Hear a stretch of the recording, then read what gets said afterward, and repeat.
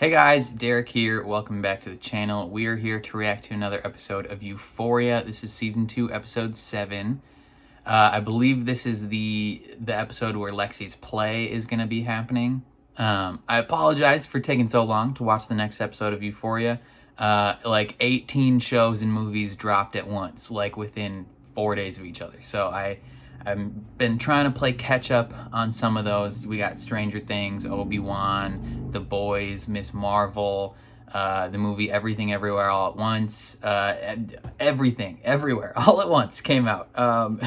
And so I put Euphoria on just the tiniest bit of a back burner for a couple days. But now we're here. I'm still not caught up on anything, by the way, but we're here to check out episode 7 of season 2. This is the second to last episode, and I'm pretty excited. You know, hopefully everything goes well. You know, this storyline, it has the potential to lead to a lot of drama. You know, Lexi's play, she's kind of rehashing everything they've gone through. And some of the characters might see themselves in an unfavorable light, and judging purely based off who those characters are, namely Cassie and Nate and maybe Maddie in a little bit of a sense, I don't know if they'll be thrilled with how they're portrayed. But I'm personally thrilled to jump into it. Although hopefully nothing bad happens to Fez, because if anything bad happens to that sweet boy, I'm going to find the nearest overpass and throw myself off of it. Just kidding. Obviously not going to unalive myself yet. Just kidding. Again, I'm sorry. Before we jump into this episode, please consider leaving a like on the video. That means a ton to me and it helps my channel out a lot.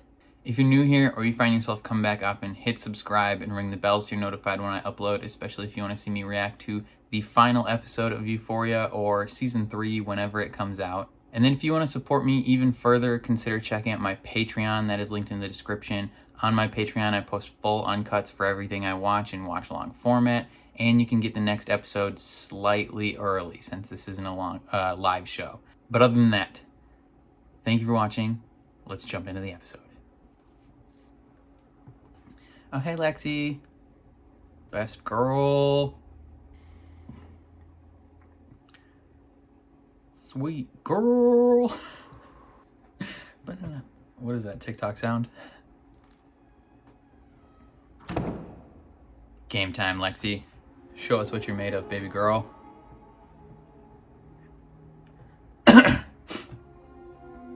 Overture. Ladies and gentlemen, please find your seats. The show is about to begin. At this time, we ask that any and all cell phones are turned off and stowed away. The concession stand will reopen during the first admission. Please return to your seats promptly. Again, the show is about to begin. Jesus, how long is this? We're just gonna sit here and watch Overture for 30 minutes. Is Rue in her room? Yeah. She hasn't opened the door. Do you think she's okay? No, she's not okay. Yeah. Rue? This is cat. Shut up. Fake cat. Already snorting. I found this poem and I thought of you. C.S. Lewis, I can't. C.S. Lewis, classic. A winding valley where every bend may reveal a new landscape. It's kind of sweet. Mm-hmm. Let this darkness be a bell tower, and you the bell. As you ring, what batters you becomes your strength. And if the world has ceased to hear you, say to the silent earth, I flow. To the rushing water, speak. Did she actually I am. read this poem to Rue? Rue's like, dang, this is the first time I'm hearing this. I knew Jade had been doing drugs, but it wasn't until that day, at her dad's memorial, that I realized they were a greater comfort than I ever could be. Maybe that's a silly observation, but I was only 13. Yeah, fair. There were 5 of us. There was me, Grace, Will keep us together. Sister, Hallie, Yeah, that's you. her best friend, Marta,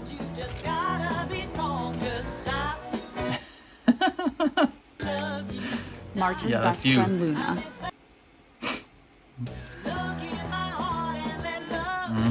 and my best friend, Jade. I wonder how they found multiple other people at their school that look the exact same as them. Is that Ethan? Not Yes, everyone's kidding. life. But our life!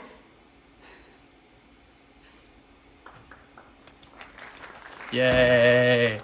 Oh, idiot, don't drop the R.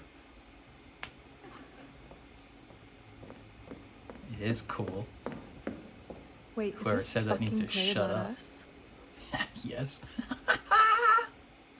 Oh, it's gonna be amazing. Let's go. I'm so pumped. I can already sense the awkwardness. It's gonna upset people or not? So why would Hopefully it anyone be upsets some upset people. by it? Oh, you know, it's based on real people. Yeah, you really stroking the bee's nest with that one. Stroking the bee's nest. My intentions are good. You ain't got Yeah. nothing to worry about. You're Gucci. The most defining moment of my adolescence was when my sister went through puberty. Ugh, I look disgusting.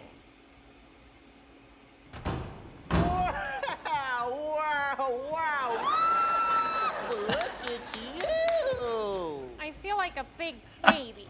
Hallie. Oh dear God, is this Ethan? So if Hallie was 433 days older than me, then all I would have to do is wait 433 days. 433 days, and I'd look just like her. Except that didn't happen. Yes, her mom. Her mom is loving it. I need you to pull it way back. You're too broad. It's not funny. Are you crying? The directorial note. You just take it and move on, okay? Yo. Lex love is the theater. going What in. we got going on? Freshness steam. Wow, steam shirt. We going to a party? Where you going? No, he's going to a play. All right. I'm gonna just chill then.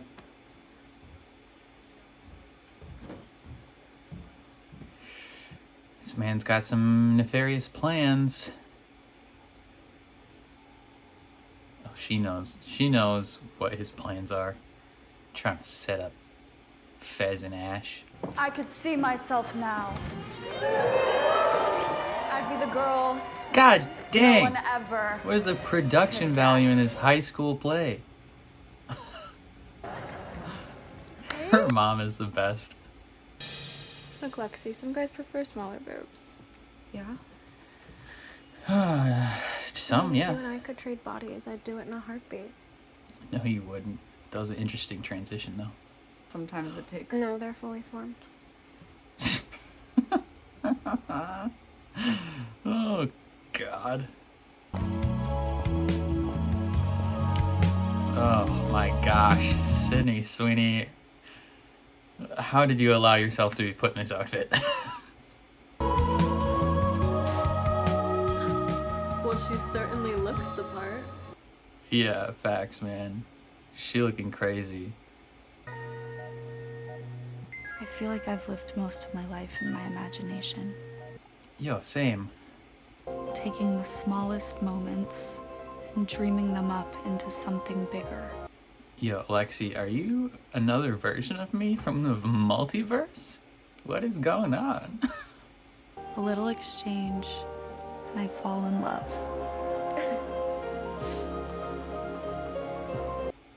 I love them so much. Do you think he's okay? Ice cream. I think he's just sleeping. It's the middle of the day. Oh, that's your papa. Went to get ice cream with Dad and he's blitzed. Dude, my man's Come on, girls. blazed right now. In the car. Hunter from Agents of S.H.I.E.L.D. Stop doing drugs. Why would you hold that in your hand? It's getting all melty. Oh no. It got on your dress and on the car. I don't think we need to be cooler. Well, we should at least try and know it's cool. Yeah, but that shit like changes all the time. Yeah, what it takes to be cool is exhausting. My dad says he refuses to be a part of any club that would have him as a member. That's cool. Yeah. If anyone wants me to be part of their club, there's something wrong with them. Big red flag. Jade was the first person who made me feel okay about not being cool. The simple words I try to say. They used to be happy. Very sure no one else could love you more. Dang, Ethan's playing every part in the world. He's playing Cassie's and Lexi's dad. He's playing Cassie and Lexi's mom. More than the simple words. I don't think there's anything more beautiful than dedicating your life to loving someone. Okay. Oh man. My man's re-gifting that necklace. Bruh. To be your girl. Pretty sure he took that off Maddie's dresser the other night when he pulled a gun on her. They're just so toxic. But he's a scary person. I feel like when you have to just like unprompted say those things out loud, there's a reason behind it. Because he's a scary guy. Lexi wilding out today. Yes, ma'am. Lexi getting crazy. My whole life I've always had this feeling that at any moment something horrible And was Fez about to still happen. isn't there. Oh, why you say that when Fez isn't there? Something horrible happened.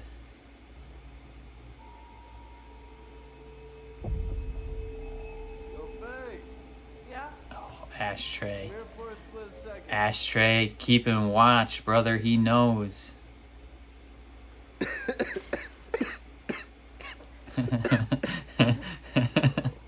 got her looking like that white guy with the afro. You be painting Bob on Ross? TV. That's why Lexi went as Bob Ross since for Halloween.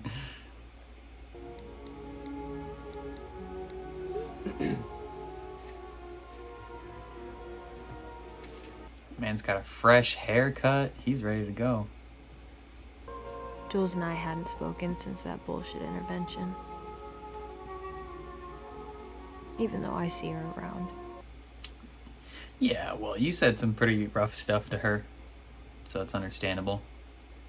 If you want to fry every last brain cell in your head, go ahead. What? If I have to choose between losing one daughter or two, I'm gonna fight to Choosing save her. one. No, that's fair. That has to suck to hear, though. I tried to avoid, but this thing was happening. So I Dang, they had to learn this routine, too. That's you. Look how cool you look. When I first met Marta, she made me nervous. Yeah, She'd make me nervous too. I had never seen anyone as sure of themselves as her. The thing about confidence is no one knows if it's real or not. That's facts, mega facts. Hey, I'm not running a brothel here, all right, girls? It's time for bed. It's supposed to be me. Oh, that's supposed to be me. Ethan is killing it, man. He probably has like 6 roles in this play and he crushes all of them. Yeah. And just look what one boy did to destroy this relationship. Ooh, the fight aftermath.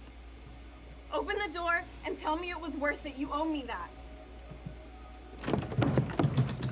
Yeah, was it worth it? What kind of fucking friends are you? What the fuck?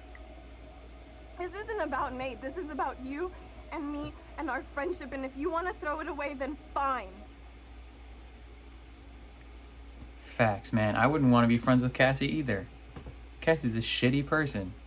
Now he's with my fucking best friend? Like, what the fuck? When is it gonna end? It is effed up. It's kind of weird seeing Kat being comforting in this situation though, because she's done plenty of effed up stuff too. You're a fucking coward. Facts. You're a fucking So coward, and I would have so is never Kat. done this to you. Kat's also a coward. Yeah, Cassie, you're an awful person. And you don't deserve friends. Oh, she's walking out. Notice who didn't go comfort her? Nate. He ain't give a shit.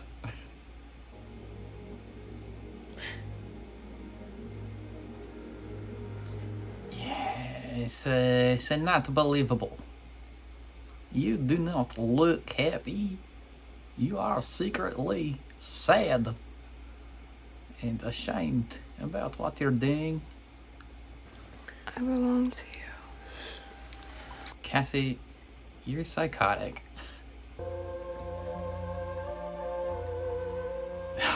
This is part of the play.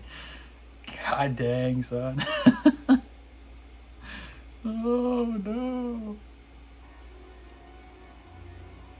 Looking at the man in the mirror.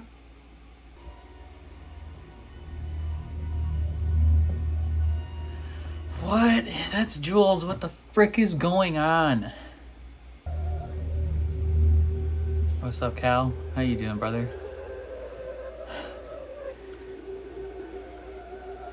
What is going on?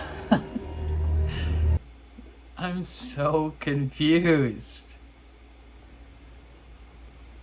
I got you something. What? You didn't have to. I know. Something tells me you'll enjoy it. What is it? Oh. Is that dress she was trying on? Now, she's got to know they were watching her, right? If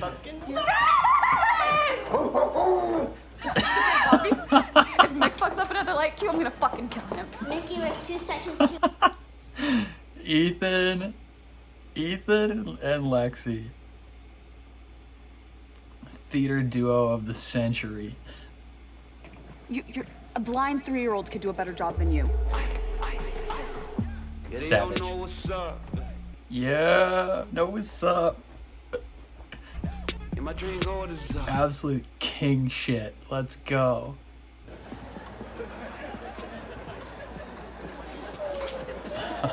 Very homoerotic going on right here. It is very upsetting to him, specifically. You think other people think that I look handsome? I do. Faye, you enjoy Fez and Ash. Don't be on the wrong side of things. Come on, put some iron, boys. So funny, everyone knows it's about him. Oh, I love his song. Hey, Polly, could you rub a smidgen of oil on my back? I can't reach. My pecs are getting too freaking big.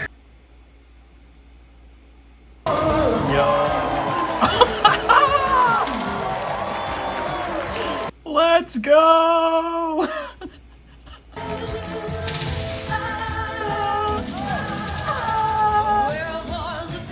Good men gone, and where are all the gods? Yes, Ethan!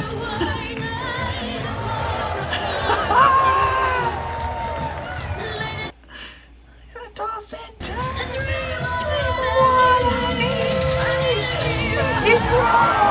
Yes, Ethan, king shit. Let's go.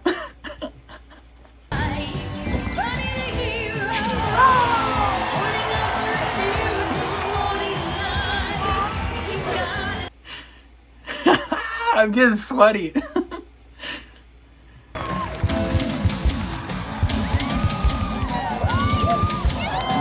Skeeting all over him.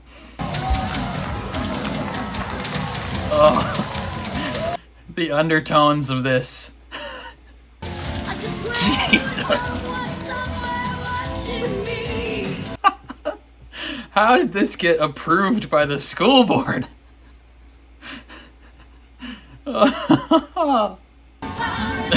Lexi's like, yes!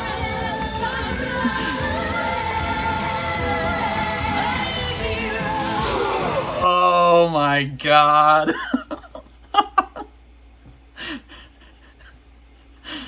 Oh, jeez. I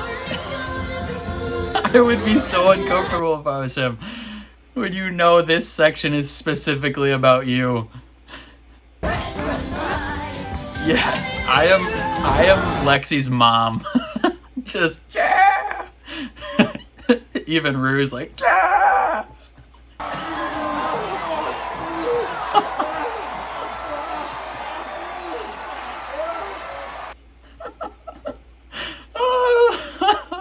Lexi, you're a fucking G!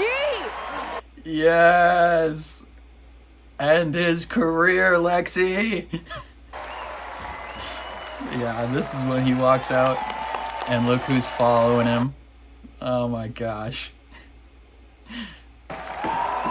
Incredible. Incredible.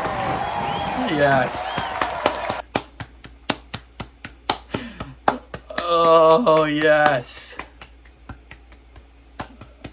Yeah, Lexi and Ethan, absolute king shit duo. That shit is so fucking homophobic. I mean, kind of, a little bit it is, but still. You know what? Pack your shit, get the fuck out of my house. I'm fucking done. He kicks her out of the house because Lexi put on this play. Cassie ain't know nothing about this. Oh, how easily he tosses you aside, though, Cassandra. She is mad. Oh my god. That's psychotic. The song is Cannibal Holocaust? Jeez. To be continued. Jeez, jeez, jeez.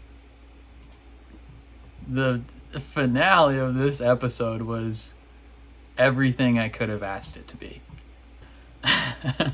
Okay, that episode was incredible. Oh man, I was already excited for Lexi's play, but like seeing everything go down and everyone's reactions to what went down was a liberating experience. Okay, so first let's talk about something that may not be great. What happened to Fezco? I assume we're going to learn next episode what went down, and based on the preview of next episode, it's not something fantastic, potentially a gun involved.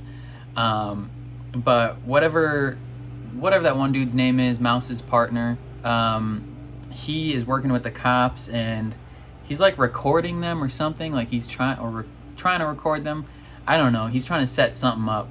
And Ashtray's suspicious. Ashtray's like, what's going on here? Like, he sees him whispering to Faye, and he's like, I don't trust this situation. you know, Ash has always got his mind, you know, on suspicion mode. Like he's going 1,000 miles an hour, ready to defend this business. And Faye, I don't know how Faye feels about it, because she's like dating or whatever that one dude, right? So she has an inherent desire to like be on his side and trust him, but at the same time, Fez and Ash have been kind of like housing her and taking care of her and being friends with her and all that for the past however many days or months or however long it's been. And so she's developing a bond with them and you know, helping Fez get ready for this play. And it's just like it's a situation where I don't know if we can trust that like she's gonna be on their side at the end of the day. Like what's gonna happen? Like how would she feel like screwing over these people who have been nothing but genuinely kind to her? So we'll see what happens there, but most of this, the way they intercut like the play and then the real life things that were going on were very interesting. Some of the real life things that were going on, like seeing Cassie and Nate like being together was like, it was just confusing and somewhat uncomfortable, because she's like, oh, I want you to essentially like control my life, like tell me who I can talk to, who I can't talk to, what I can eat. And he's also like having these nightmares of like being with Cassie and being with Maddie and being with Jules all at the same time. And then his dad comes in to like dominate them, and it's like the scene from season 1 when he dominates Jules, but he's there with Cassie. And then when they get close to it, it's himself that his dad is doing it to him, and it's just like very confusing.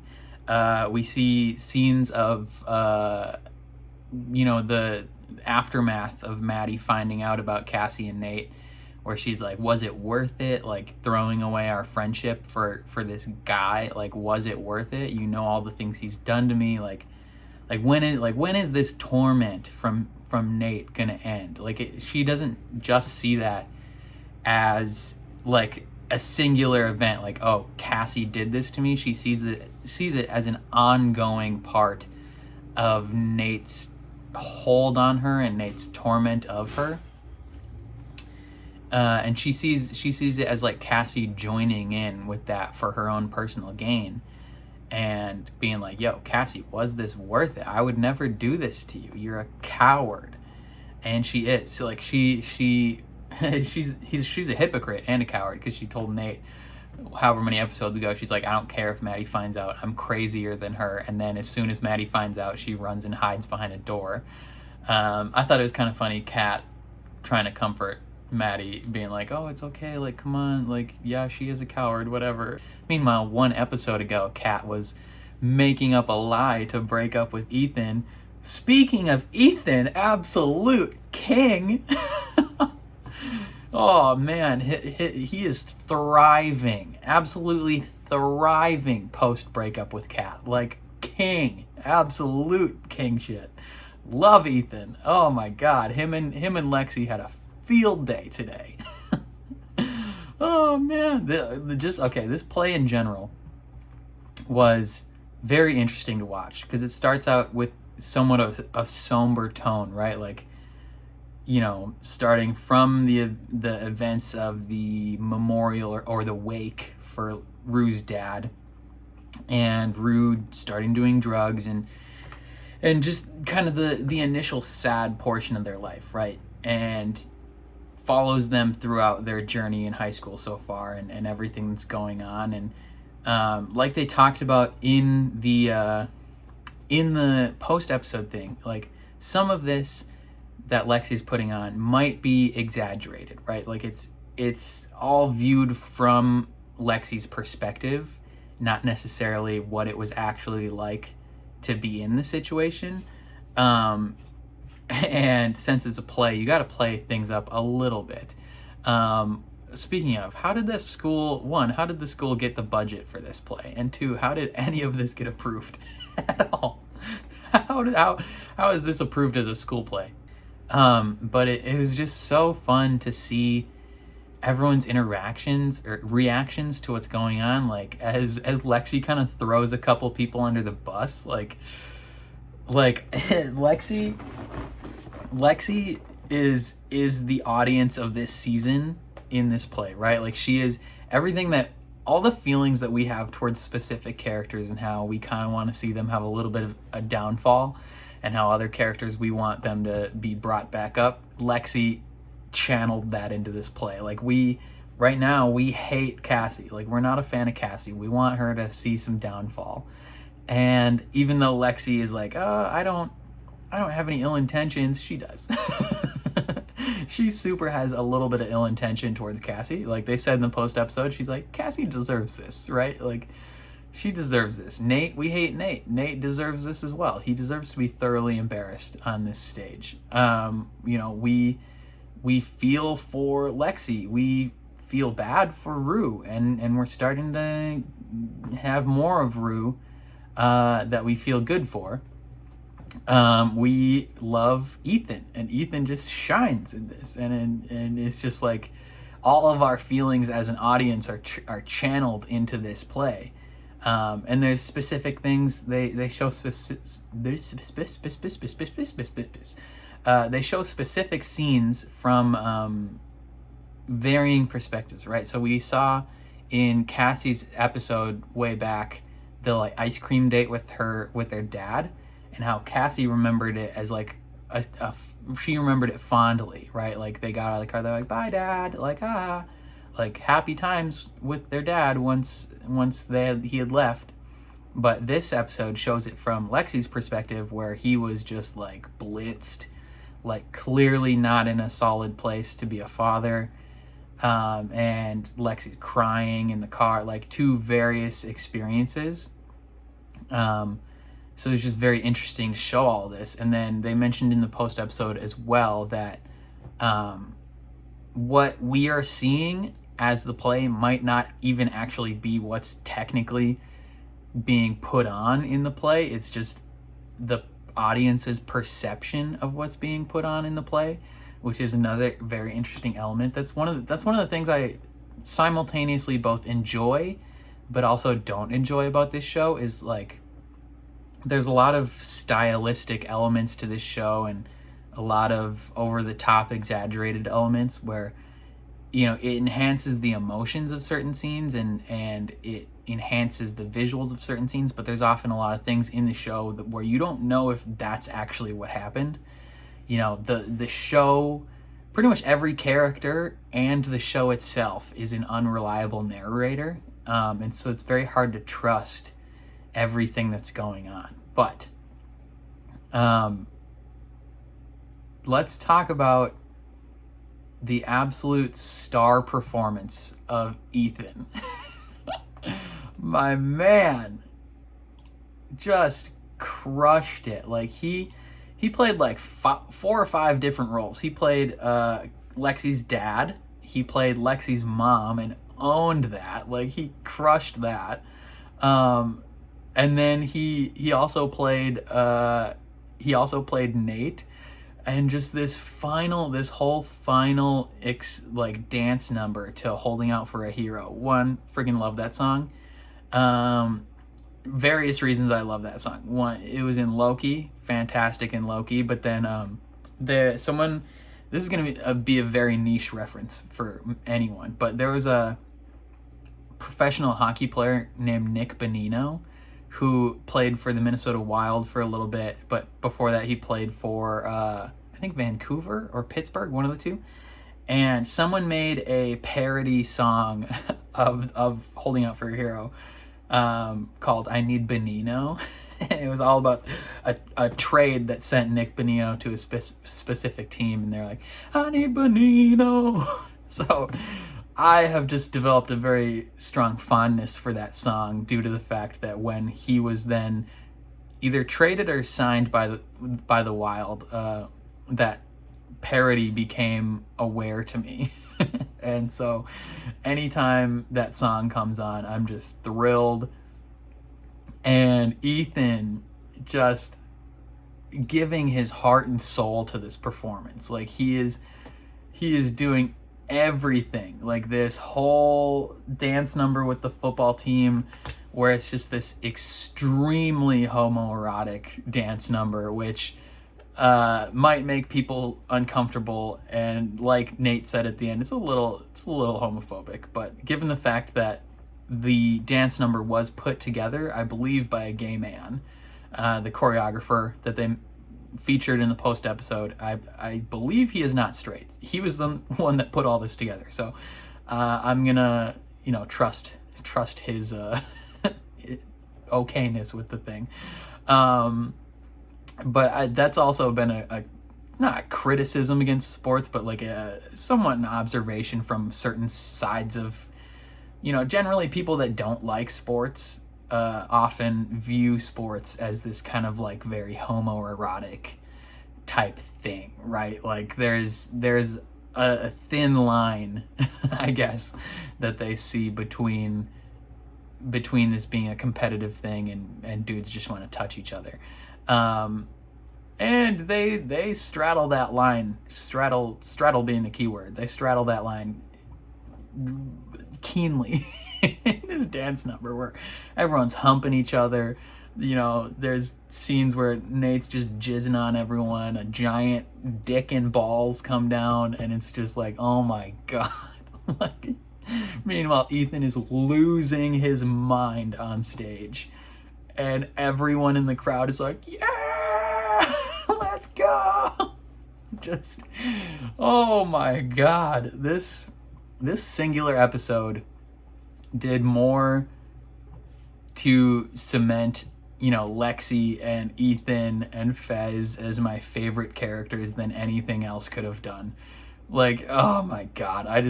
All three of those characters I love with my whole heart, and I hope only good things happen to them. Next episode, I assume bad things are going to happen with Fez because he didn't show up to the play. But, oh man, Lexi and Ethan just crushed it this whole episode. Every single time they were even, briefly shown on screen, just like, yeah, get it. Like, Ethan is my king. Like, just so fantastic. What a turnaround for Ethan. Last episode, he has Kat telling him that she has a brain tumor and that she can't date him anymore. And now this episode, he's like the star of the play. Like, Catherine telling him he's not, essentially breaking up with him because he's too boring and, doesn't fulfill her fantasies of what she wants well enough. And then he comes on stage and is a mega rock star. Like, classic, absolute king shit from Ethan. Like, oh my God, I don't know what else to say. This was incredible. Loved this episode so much. Let me know what you guys thought of this episode down in the comments below. Were you as thrilled by Ethan's performance as I was? Definitely let me know all your thoughts. If you ended up enjoying my reaction, please leave a like on the video. That means a ton to me and helps my channel out a lot. If you're new here or you find yourself coming back often, hit subscribe and ring the bell so you're notified when I upload. And then if you want to see the full uncut version of this reaction, consider supporting me on Patreon. I post all those in watch along format over there. So you just sync up your own copy of the show and you can watch along with me.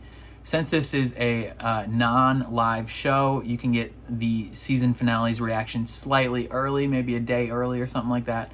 But it'll be early over on Patreon. So if that is something you're interested in, consider supporting me over there. Your support would mean the world. But other than that, thank you for watching, and I'll catch you guys next time.